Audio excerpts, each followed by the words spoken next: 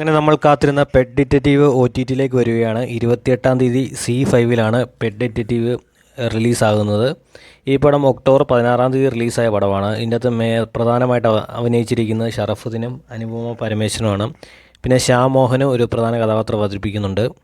ഇതൊരു നല്ലൊരു വിജയിച്ചൊരു സിനിമയാണ്, അടിപൊളി സിനിമയാണ്, നല്ലൊരു എൻ്റർടൈൻമെൻറ്റ് സിനിമയാണ് പെറ്റ് ഡിറ്റക്റ്റീവ്. കണ്ടിട്ട് നിങ്ങളുടെ അഭിപ്രായങ്ങൾ കമൻറ്റായി രേഖപ്പെടുത്തണേ. OTT വന്നൊരു വേറൊരു പടമാണ് ഇൻലൻഡ്. ഇത് തിയേറ്ററിൽ വരാത്തൊരു സിനിമയാണ് ഇൻലൻഡ്. ഈ സിനിമ കണ്ടിട്ട് നിങ്ങളുടെ അഭിപ്രായങ്ങൾ കമൻറ്റായി രേഖപ്പെടുത്തണം. ഇത് ഞാൻ കാണാത്തൊരു സിനിമയാണ്.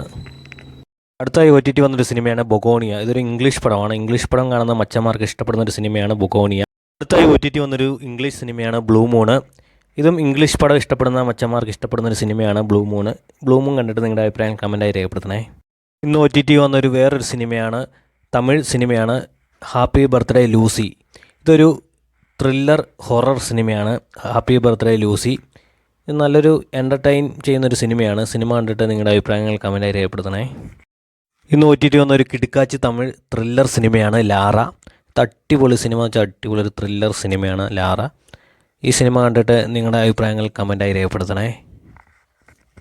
ഇന്ന് OTT വന്നൊരു മലയാളം ഇൻവെസ്റ്റിഗേഷൻ ത്രില്ലർ സിനിമയാണ് തെളിവ് സഹിതം. നിഷാൻ സാഗർ, അബു സലീം, മേജർ രവി തുടങ്ങിയവർ പ്രധാന കഥാപാത്രത്തെ അവതരിപ്പിച്ചിരിക്കുന്ന സിനിമയാണ് തെളിവ് സഹിതം. ഇത് തിയേറ്ററിൽ അങ്ങനെ വലിയൊരു വിജയമാകാത്ത സിനിമയാണ് തെളിവ് സഹിതം.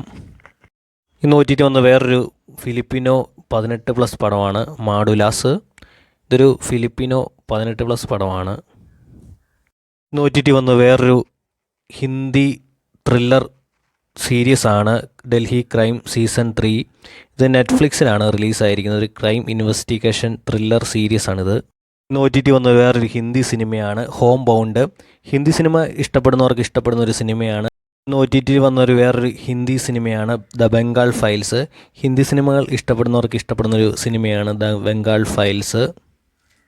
ഇന്ന് OTT റിലീസായ ഒരു തമിഴ് റൊമാൻറ്റിക് സിനിമയാണ് മിത്രമണ്ഡലി.